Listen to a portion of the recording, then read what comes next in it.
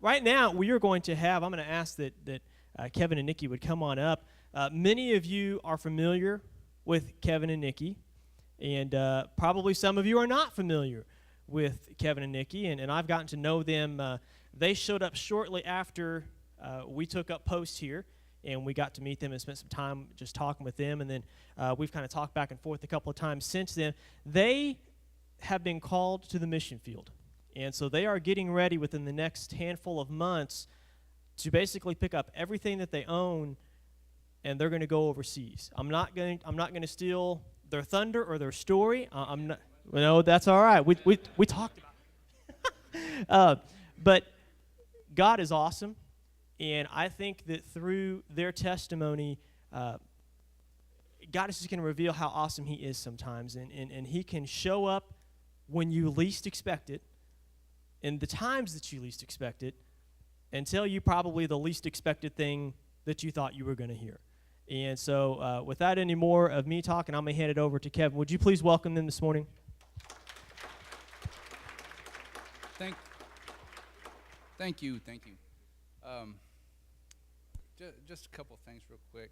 My phone, I have a couple, well, I have way more than a couple. I have a lot of notes in my phone. So if you see me pick up my phone, I'm not checking sports scores, I promise. I'm just trying to keep myself from chasing too many rabbits.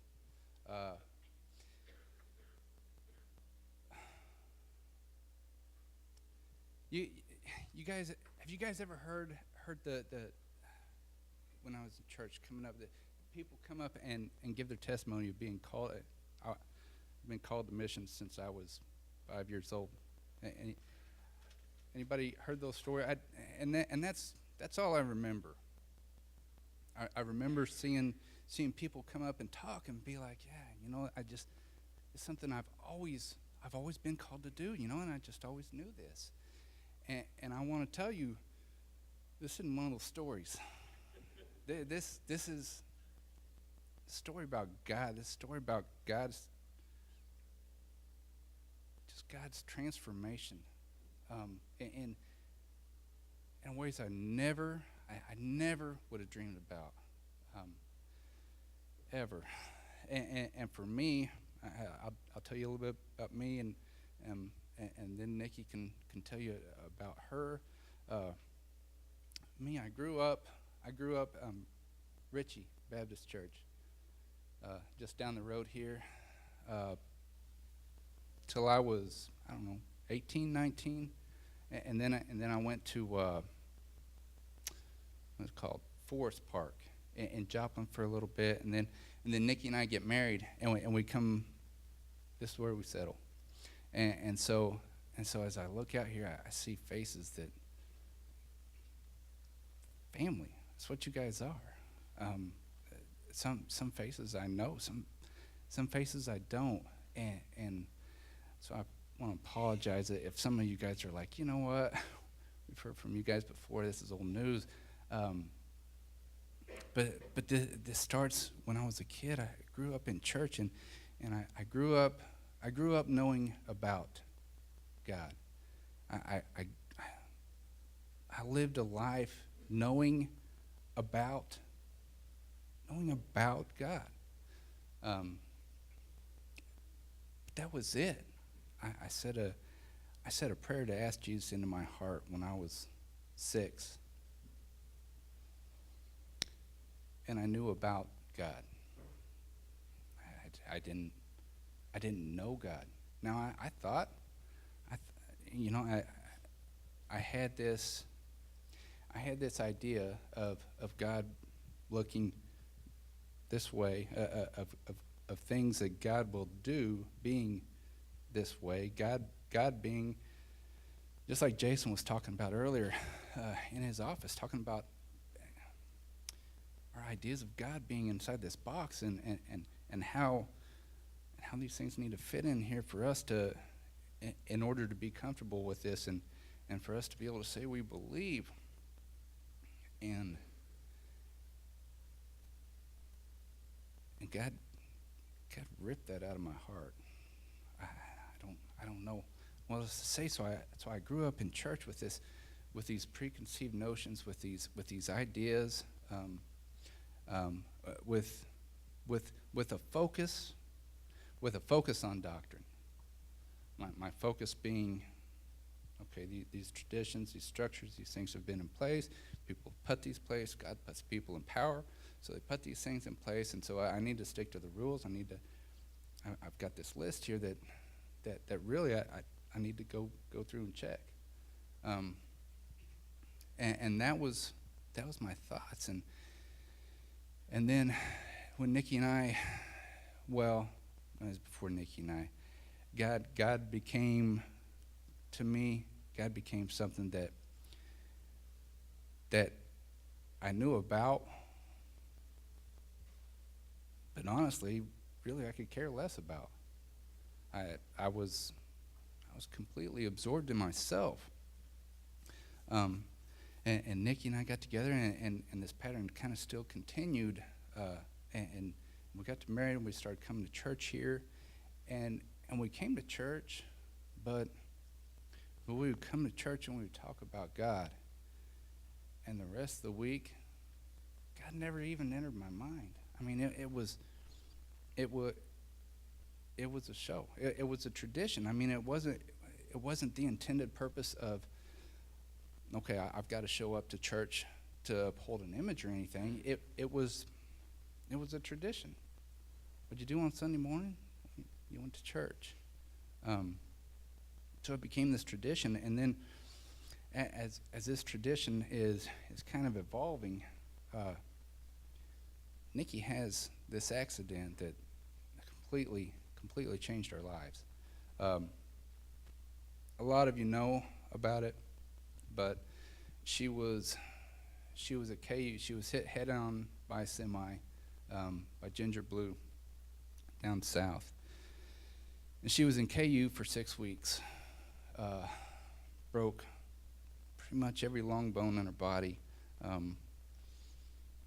Was in a coma for a couple weeks. And then in rehab in Broken Arrow for another 6 weeks. Just a tremendous amount of damage. She couldn't do anything for herself for quite a while. But she came home after being in some sort of facility for 12 weeks. She comes home, and so her and I both are kind of thrust into this form of dependence that we weren't comfortable with. This form of dependence, and this is a big part of where Northside comes in. These amazing people that have loved us, that have shown us mercy, have shown us grace. These people that I just can't say enough about you guys. There will always be this will always be a special place to us. So starting to see this dependence come out in our lives that we weren't really weren't comfortable with, and at the same time, looking back, and I mean, we weren't all the way through this thing, but we're getting far enough to it at the point where we're looking back and we're like, man, yeah, I mean, it's tough, but I don't know. You know, the footprints in the sand poem, and I've said this before, but the footprints in the sand poem, I spent so much of my time in the church I went to, it was on the wall. And I would sit there and I would look at this poem and sing God carrying people. This poem specifically about God carrying people, not from what they willed themselves, not from what they said, what they did, how they acted, none of that. God's sovereignty carrying these people, and it made so much sense to me. That's exactly what this was. God carrying, we were. It's not like we can look back and say, well, you know what? I mean, we did this and we did this, so God must have been happy with us. So you know, I mean, he really kind of owed it to us, you know, and nothing. It was God. It was God carrying us through that particular time in our lives in a way where we could see nothing else but Him carrying us, and just this beautiful example of that, and God beginning this process in our hearts of drawing us to Him, of transforming who we are, of all these things in our lives that we thought we had a firm grip on, all these things in our lives that seem so practical, just melting away, and God transforming our the people that you guys know. Where's Eric? Eric Harris. I went to school with Eric. There he is. Eric. A lot of you people know. Like 3 or 4 people more, I can't talk. It makes me, I have this physiological reaction to talking in front of people. And just this process of God changing our hearts.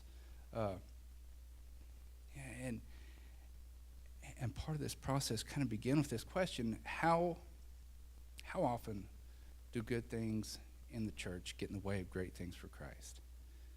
And this, you know, trying to honestly look at ourselves and ask this question: how is it that good things in the church get in the way of great things for Christ? But then right after that question, our hearts turning to God, turning our hearts to how often do good things in your life, in my life, how often do good things, it seems like really good things. I mean, I'm doing this good thing here. This good thing, how often does it get in the way of something great for Christ? And not great from Christ, something great for Christ in the sense of what can I do for Christ, but something great from Christ in the sense of Jesus, God being in you, transforming you in a way you can't even begin to imagine. And just looking at the hard part of being honest, that's a really tough part, to be honest with yourself. I mean, to be honest with somebody else, you can mold your actions, you can mold your what it is that you say, but you can't mold your own mind. You can't mold your own heart. And I'm not saying that discipline plays no part in this, but what I am saying is that discipline can become the focus. And when discipline is the focus, when following traditions, when following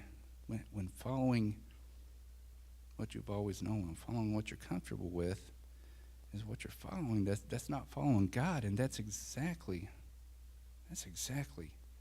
what we did. And full disclosure here, we still find ourselves in coming back to this pattern of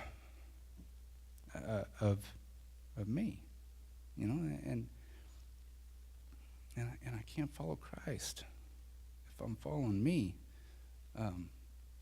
So God just bringing us through this process, this time in our lives of changing who we are, changing our hearts, changing our desires, the things that we want to do.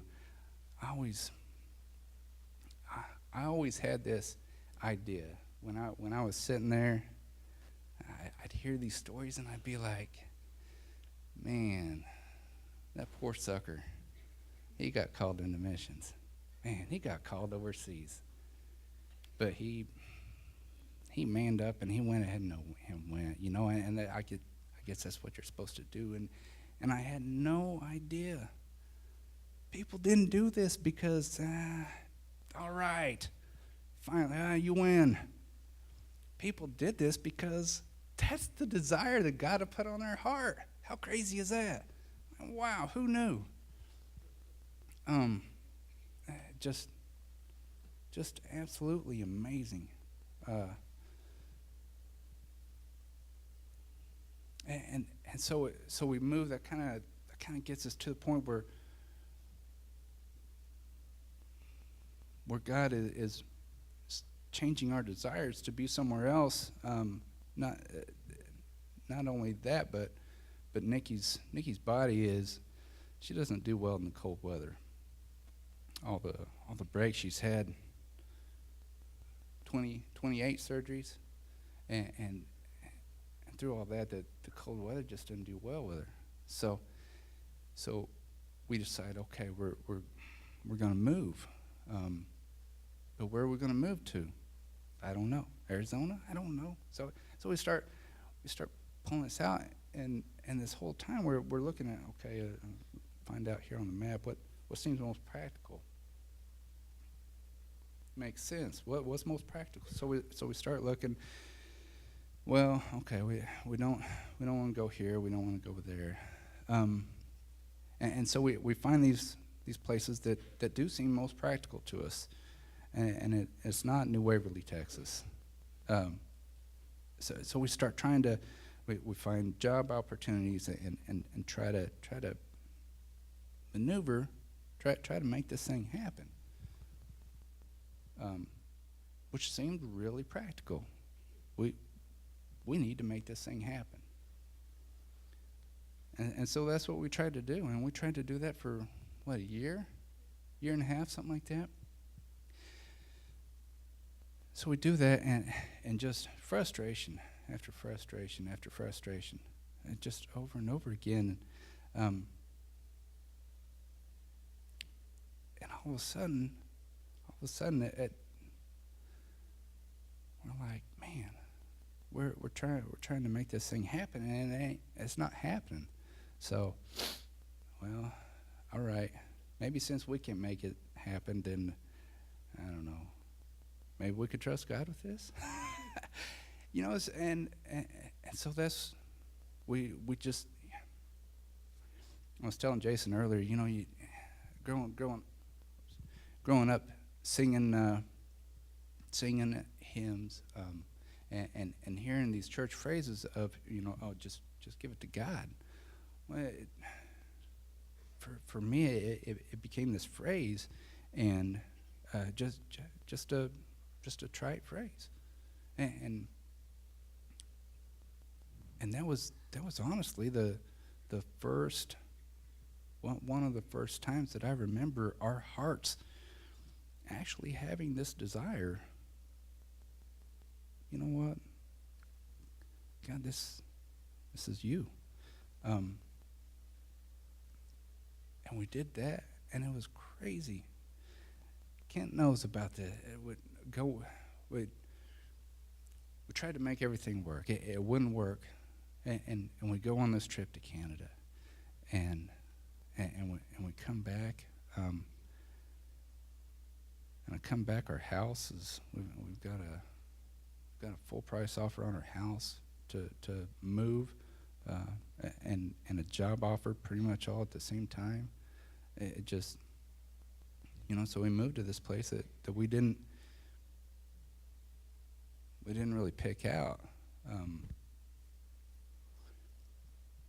and it wasn't necessarily comfortable, and it was really lonely when we got there, and we didn't tell anybody. I mean, we didn't really even tell our family, but we got there, and it was lonely. We didn't know anybody. well, her cousin lives down there, but we had nobody else that we had a relationship. And so we trusted God, and God put us in this position of uncomfortableness where we didn't have other things. We didn't have other relationships. We had God. And it was, to be honest with you, it was uncomfortable. It was weird to God teach us what it means to desire Him. It was an uncomfortable beginning, but through this beginning, He led us to the church we're now also a part of, and seeing that missions is a focus, and as we moved, but before we moved, we got to get close with some of the international students, Jeremiah and Purcell and Fabrice, and some of you guys know these people, and it was really strange. We start feeling this draw to something we don't know what. We have no idea at this time. But feeling this draw, and so then we move, and we go to UHBC is the name of the church that we attend now,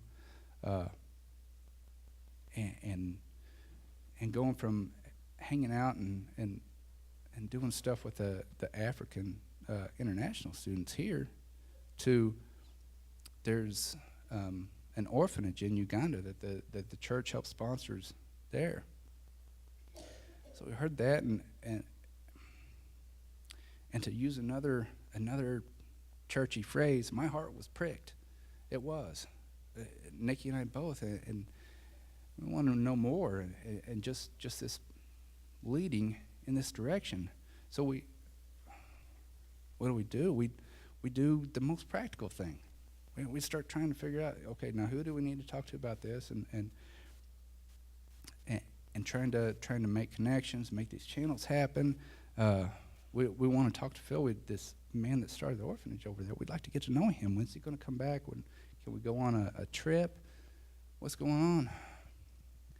And every time we tried to make a connection, every time we practically stepped out in trust of ourselves, nothing happened.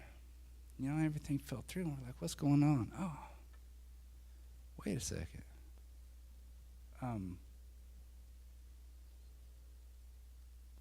What's that? Trust in the Lord and don't lean on your own understanding? Man, that's crazy.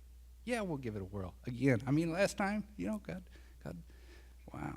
And so we just stopped, and our desire went from trusting ourselves to trusting God, and not to say that's just what there was just a change, but this process of God teaching us how to trust Him. And so then we, at UHBC, they had,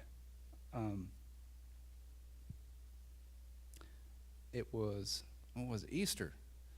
It's Easter. They did this deal, and they said, we want people to tell us stories about something horrible happened in your life, and how God changed what seemed to be this horrible thing into something beautiful. And we're like, man, I got nothing. No, we said, we've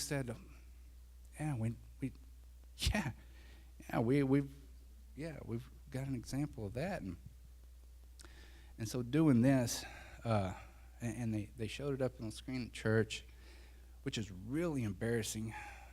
I don't like being in front of crowds. I don't like it. So I have a hard time with it, I was just trying to hide in the back, and that night,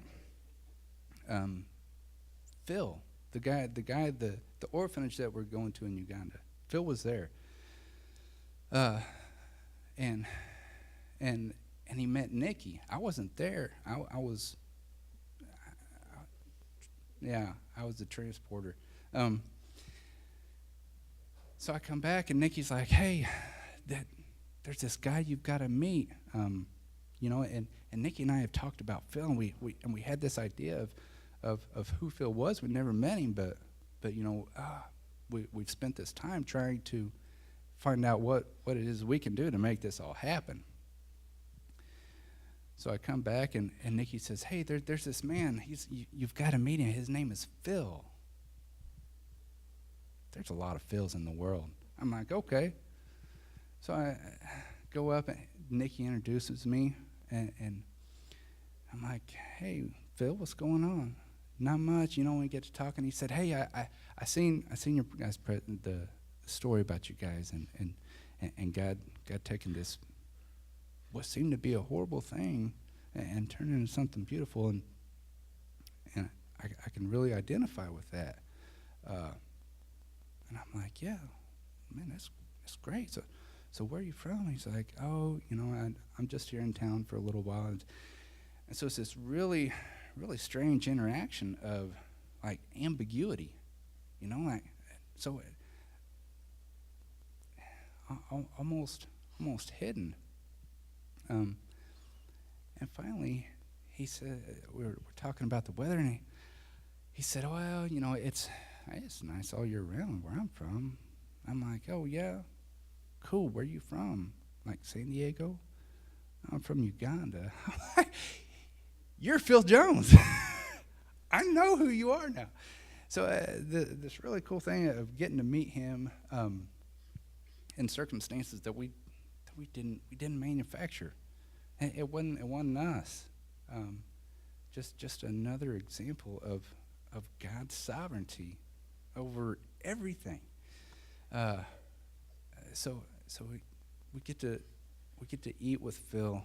We get to spend time with Phil while he's here before he goes back to Uganda. And he goes back to Uganda, and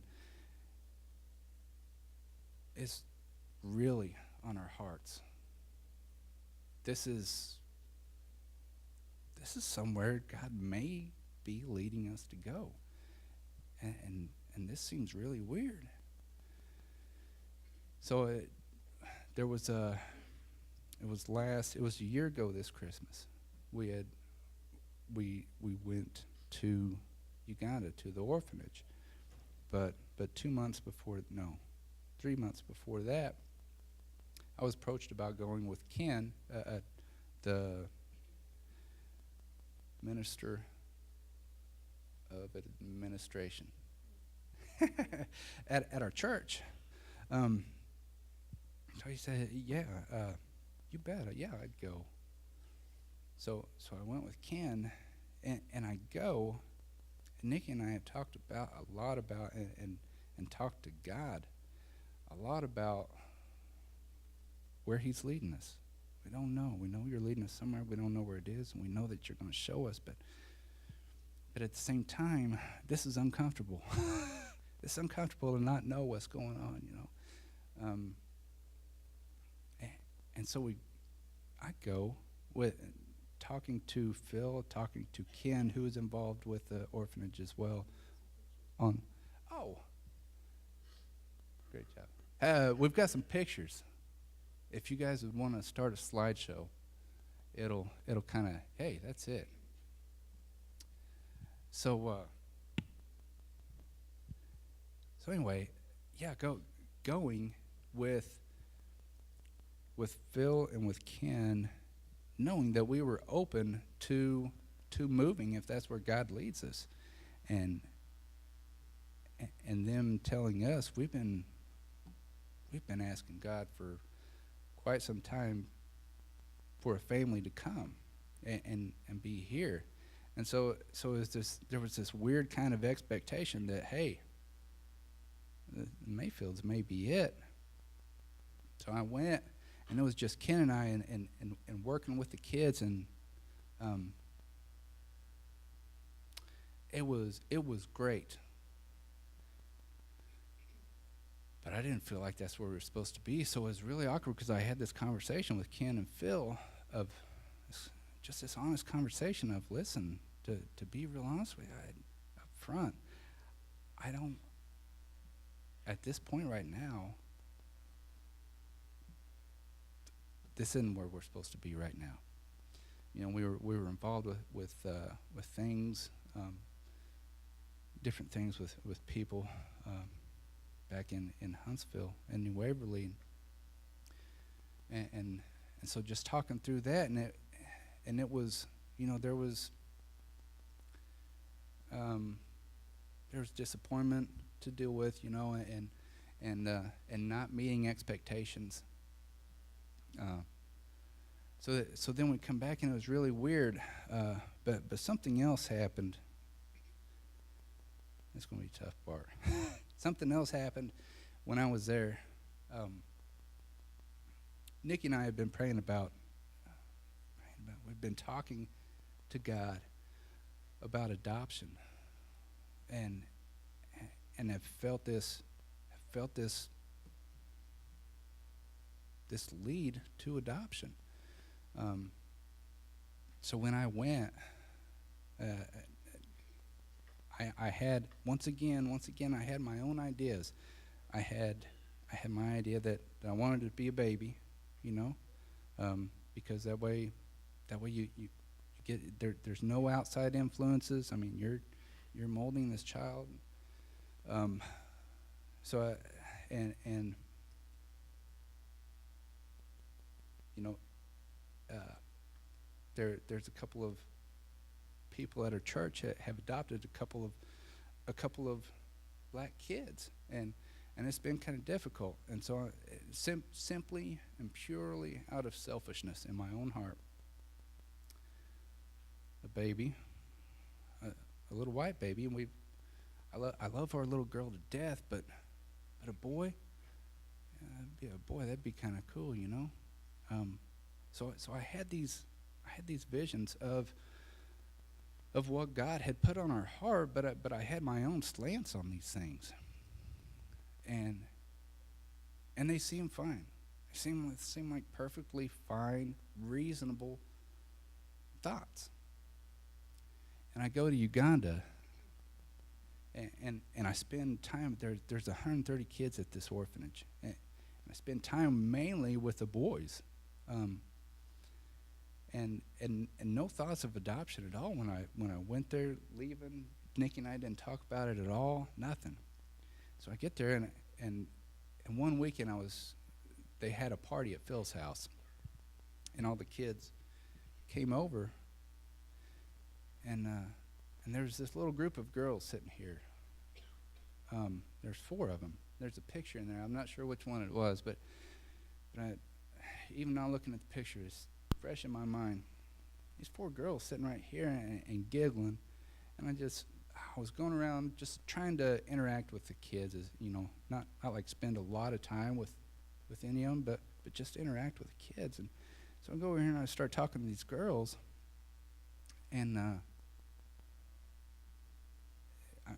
nothing special. I left. My heart kept coming back to this one little girl, and it made no sense. There was no rhyme, no reason. She didn't do anything. She didn't stand up and do a jig. I mean, she did. There was nothing to draw me specifically to her by what she did.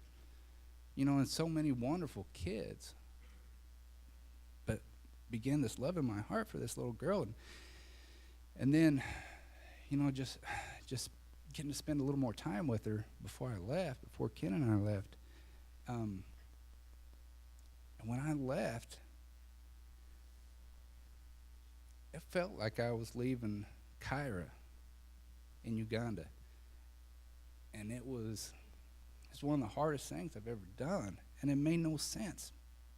So I'm coming back with these thoughts of, God, this this doesn't really make any sense. I don't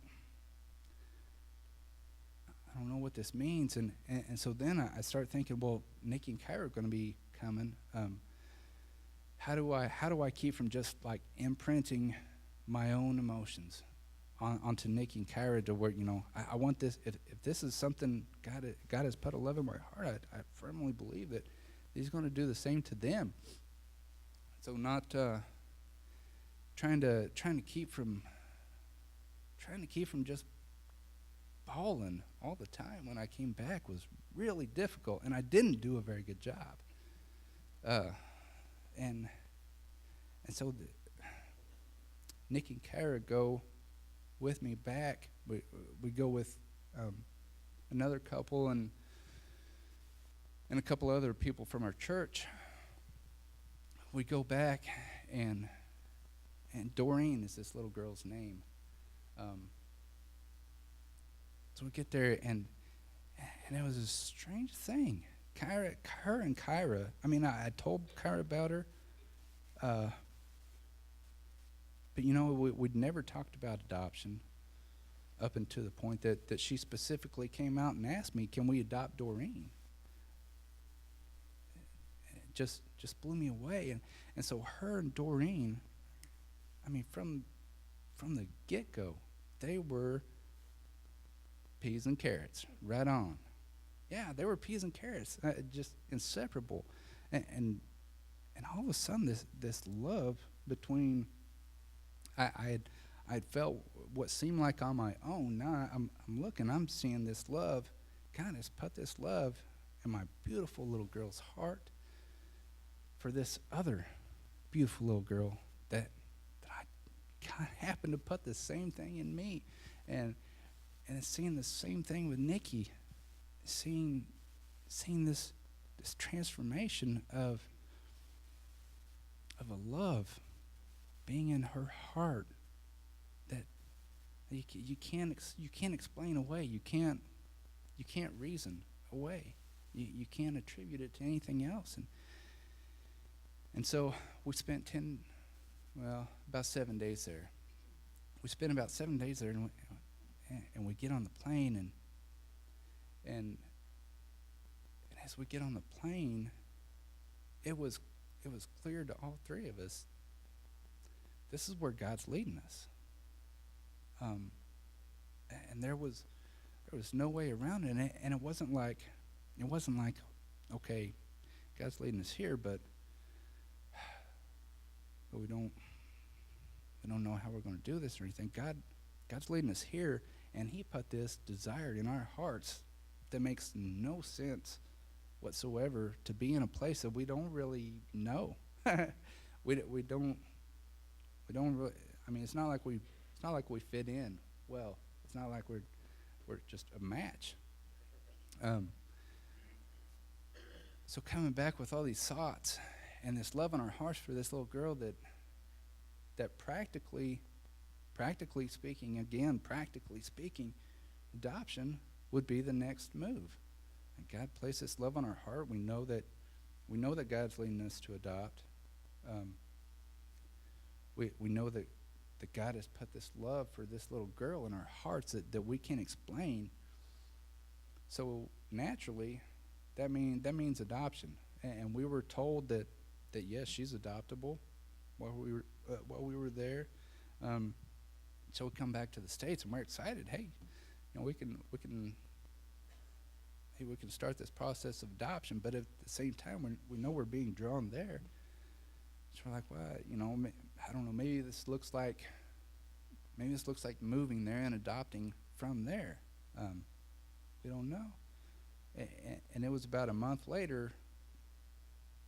Phil, the guy that runs the orphanage, that started the orphanage, he called and he said, Doreen is missing. Or no, he sent an email. He said, Doreen's missing. And we don't know where she's at. Her and another girl left. They went to be with her aunt and uncle, what they thought was her aunt and uncle. So a few days go by, and they get some of the other girls together, and they go to look for her. And they find her at what they thought was her aunt and uncle's. And it turns out it's her mom. It's her mom and her son buddy. The culture in the culture, dad can be uncle, dad can be friend, dad can be whatever, you know. So the family relationship gets really muddy. So we find out that she's actually not adoptable. And Phil calls us and tells us this news, and it didn't really make any sense to us. You know, we kind of thought that the next practical step, again, we're hard-headed, and yeah, we don't listen very well sometimes. The next practical step would be adoption, but God, that may not be it.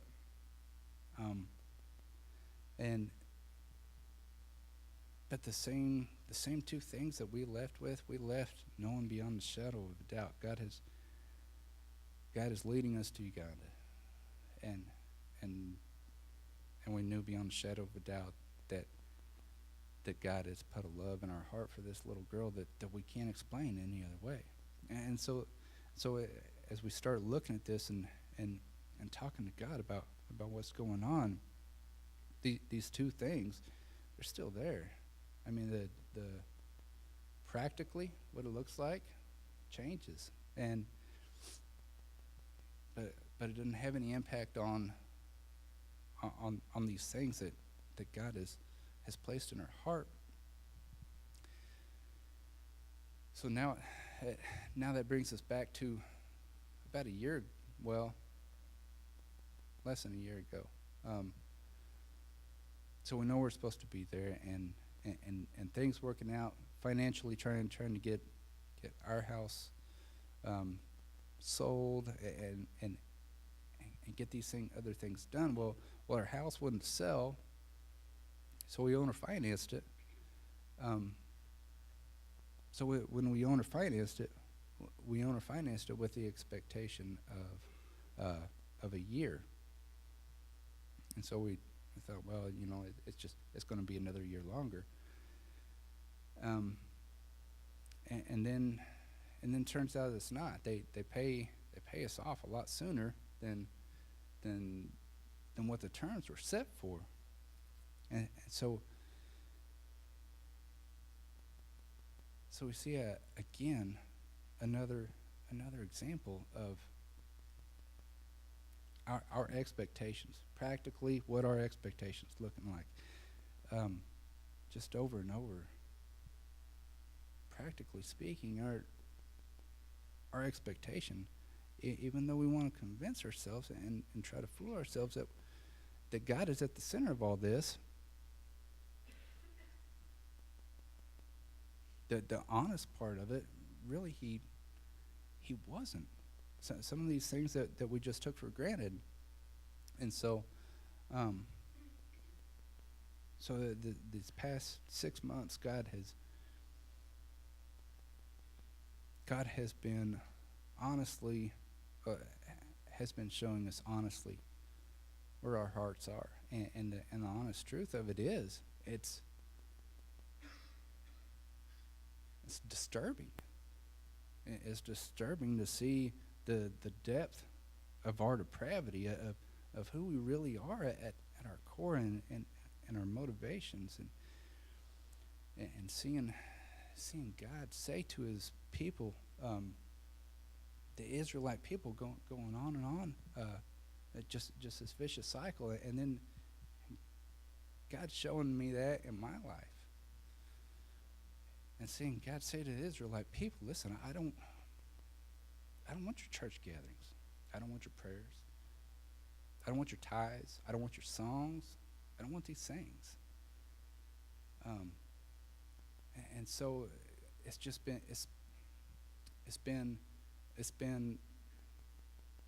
an amazing process of God showing us who we truly are, and showing us through that our depth of need, our depth of reliance in him. and it comes from nowhere else.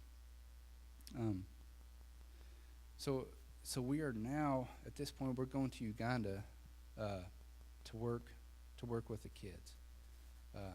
Phil, the man that started this orphanage, he started it about 8 years ago, and he originally went over there to train pastors. He had practically, he thought his his call was to train pastors, and another example of God's sovereignty.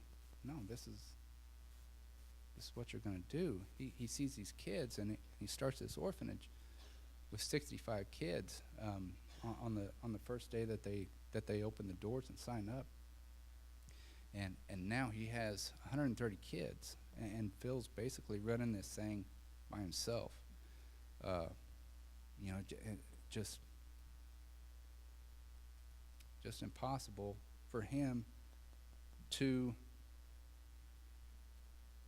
do by himself. And so God's laid it on our heart to be there and disciple these kids, and not only the kids, but the community, involving the community in such a way that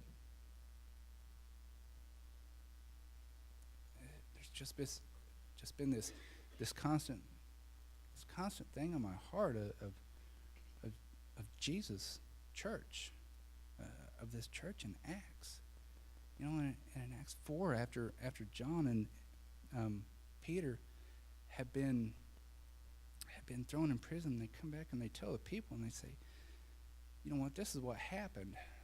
And it says the people, the believers, they responded in prayer, but in their prayer, they don't say, Jesus, keep us from this horrible thing. Jesus, please deliver. They're not asking for deliverance. Out of this beautiful prayer, they're asking for boldness. They're not. Their focus is not on them. Their focus is on God, and just seeing this beautiful thing come out of what seems to be a horrible thing. It played out right before my eyes in Acts chapter 4, and just repeated over and over and over again through God's word. But that's what's on our heart. God has laid on our heart to love on these kids, to be a family to these kids, to fellowship, not to just be in close proximity to, but to fellowship, to grow together to God, and the involvement of community in that. And it just, I've talked way too long, which I didn't mean to do. Nikki, the most impactful thing to you about being there in Uganda, what would that be? Well, it's hard for me to find just one thing that was the most impactful, but it was so awesome to get to spend Christmas with those kids. I mean, they had so little, but everything they had, they shared. They would get in their gift bag a little candy cane, and they would automatically break it in 6 pieces and share it with, all their roommates. And it was awesome for Kyra to see.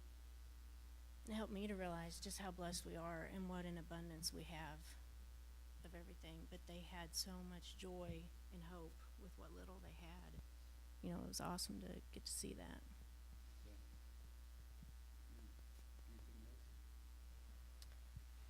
Oh, there was a lot of stuff that really impacted me, but I know that left a big mark on my heart, and I was just grateful to be there with them.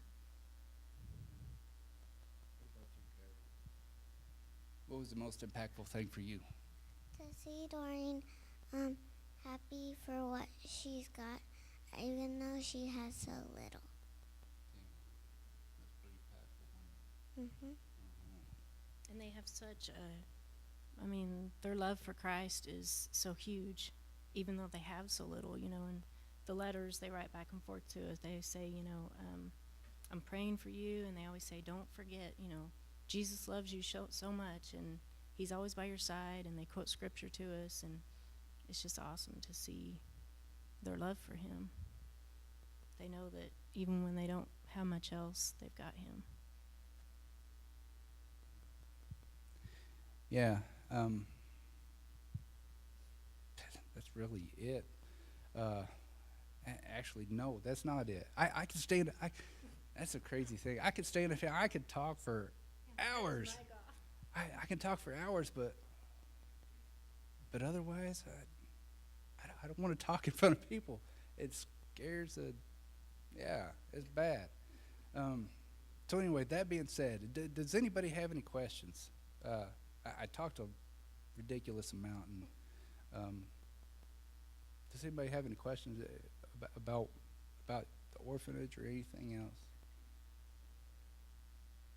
We did bring some pamphlets and brochures about the ministry that are sitting out there. If anybody's interested, it's got their website and stuff. Yeah, on the table in the foyer is a bunch of pamphlets. So feel free to take a pamphlet, look at it, and honestly, I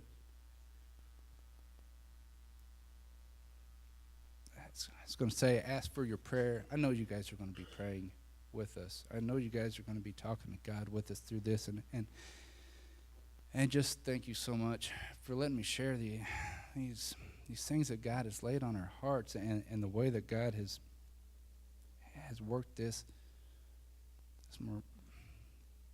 miracle of the transformation of Christ in our hearts. Thank you so much, guys.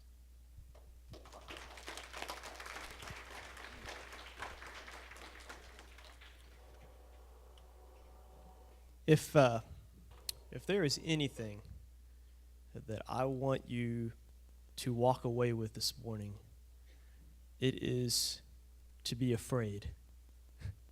Be very, very afraid of when and how God may step in your life.